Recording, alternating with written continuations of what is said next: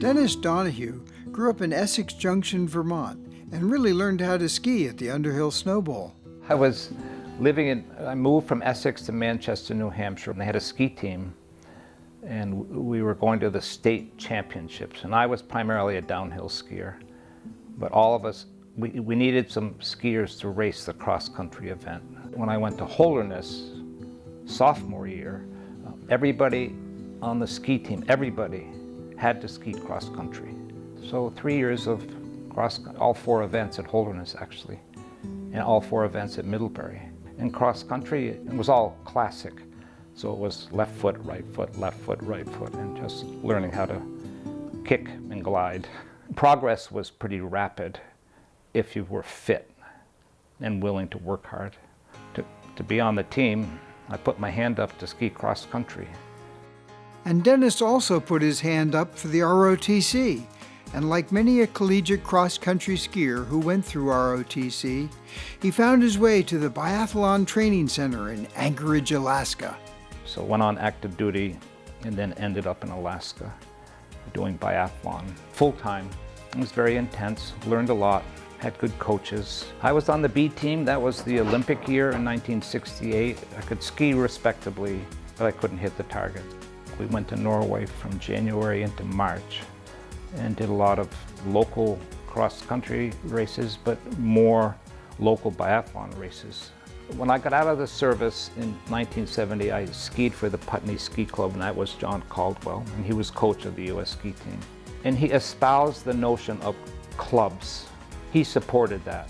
He invited me to all of the cross-country training camps because there was no biathlon activity in an organized fashion. And as far as biathlon, I was totally on my own. Dennis raced internationally in biathlon from 1968 through 1976.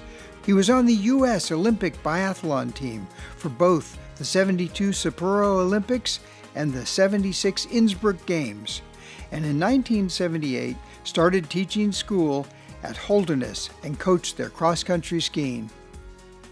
That's when I really got pretty excited about coaching. It was just a lot of fun. Coach, teach, give back. I like being involved with the kids at that age level, the high school age, mainly because kids progress rapidly during their teenage years. And when the Olympics came to Lake Placid in 1980, Dennis helped develop the biathlon trails and was assistant chief of competition. In 1988, Dennis began working with the U.S. Biathlon Association as it ascended into a new era. He moved to Norwich, and following his Pied Piper call to coach and teach, became involved in organizing the cross-country program for the Ford Sayre Ski Club. The philosophy is to be aware of developmental progress. There are moments of ripe development. Agility is one. Endurance is another. And to increase this development, Dennis started taking groups of high school-age kids to experience competing at the club level in Norway. And all the while trying to increase the participation of young people in cross-country racing, not only in schools, but following the European model of clubs. The way to increase the population was through clubs. And now the club skiers are winning medals. I mean, there are 250 kids in the Bill Koch ages now. It's very exciting.